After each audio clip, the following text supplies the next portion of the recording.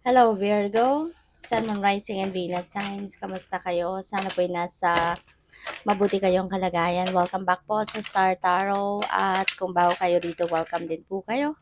Please subscribe, like, share my videos, and leave me a comment kung nakaresonate po kayo. Okay? Thank you.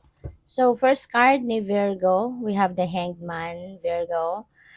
This could be a time para kayo ay mag-step back muna sa kung ano man ang inyong ano man ang inyong pinagkakaabalahan, ano yung ginagawa ninyo.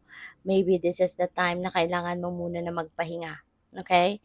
Maaari din na may mga dissatisfaction na nangyayari, nararamdaman kayo at this time.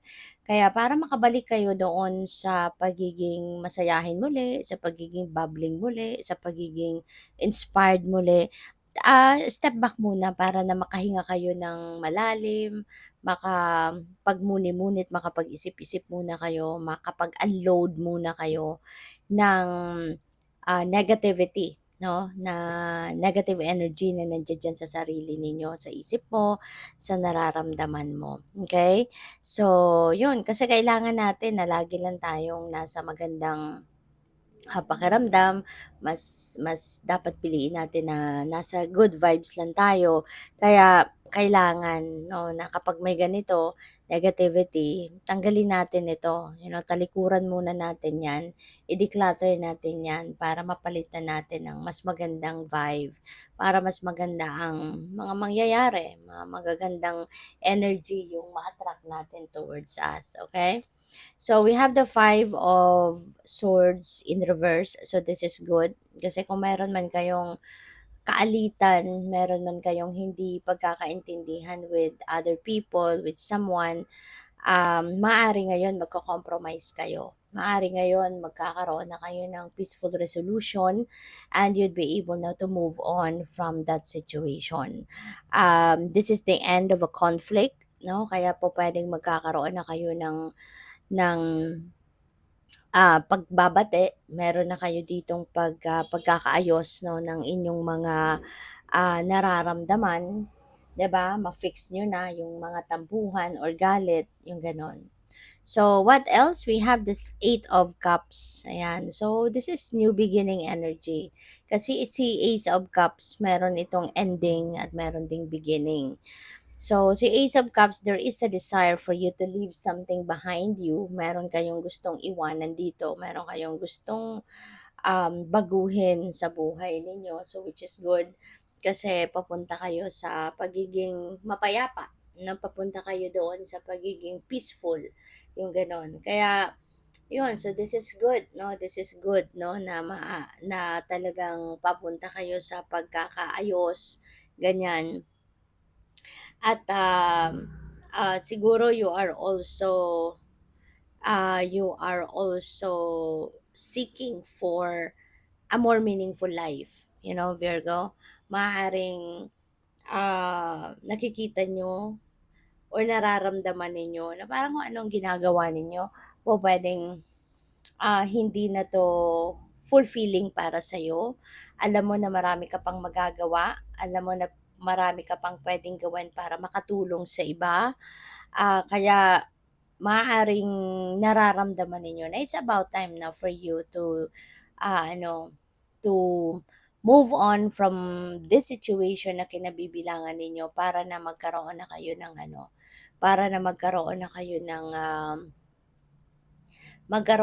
ng mas mapayapang buhay na alam mong magiging satisfied ka and fulfilled ka sa mga gagawin mo.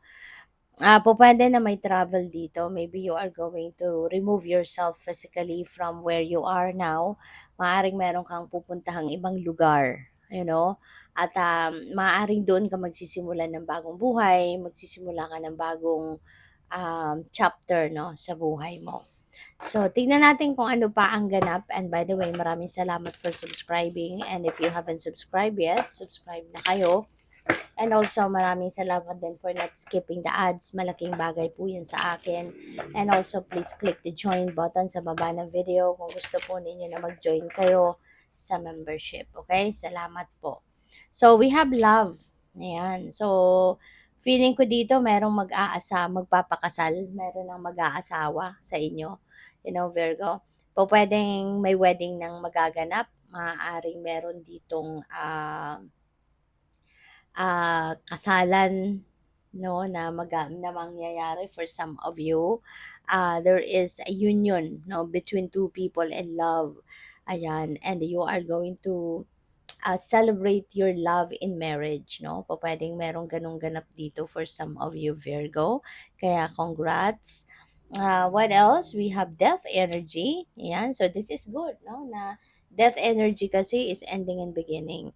So, maaring maraming ano ngayon, ano, gagawin kayong bago sa buhay mo. Meron kang tatanggalin, no? Meron kang mga aalisin, meron kang mga puputulin na sitwasyon or relationship, no, sa ngayon sa buhay mo, and you are ready to start fresh. You are ready to fresh anew, no? Tatanggalin mo na dito kung ano man yung mga hindi na nakakatulong sa'yo, hindi na beneficial sa'yo, hindi na to kapaki-pakinabang sa'yo. So, you're going to remove that out of your life. So, what else? We have trust. Ayan, magtiwala ka.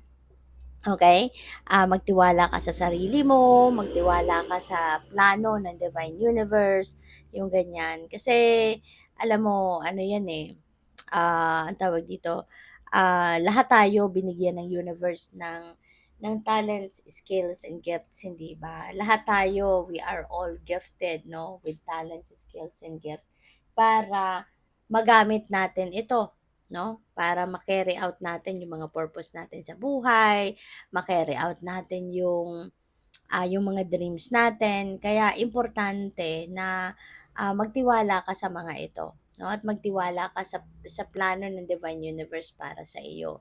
Kasi para nang sa gano'n, talagang mas maging komportable yung pag-navigate mo 'no, sa mga circumstances mo, 'di ba? Kung magtitiwala ka. Kasi kung hindi mo pagtitiwalaan yung sarili mo, yung kakayanan mo, yung, kung hindi mo pagtitiwalaan yung, plano ng universe sa'yo, so papaano ka magiging ano, kampante sa journey na ito na tatahakin mo, hindi ba? Kaya yun, 'wag kayong magdalawang isip, huwag kayong mag-procrastinate, huwag kayong matakot, na harapin ang kung ano man ang journey na 'tong pinipili ninyo, sa ngayon, okay? Bagkus magtiwala ka sa kakayanan mo lalong-lalo na para makayanan mong lahat ng ito, okay? And also aside from that, kailangan na yung paniniwala mo, 'no, paniniwala mo kung ano man ang goal mo, 'di ba? Talagang paniwalaan mo 'yan kasi 'di ba kung ano yung pinaniniwalaan natin, 'yun ang nangyayari, 'di ba? 'Yun ang, maa-attract din natin sa buhay natin. So, good luck. Thank you for watching. Love and light. Namaste.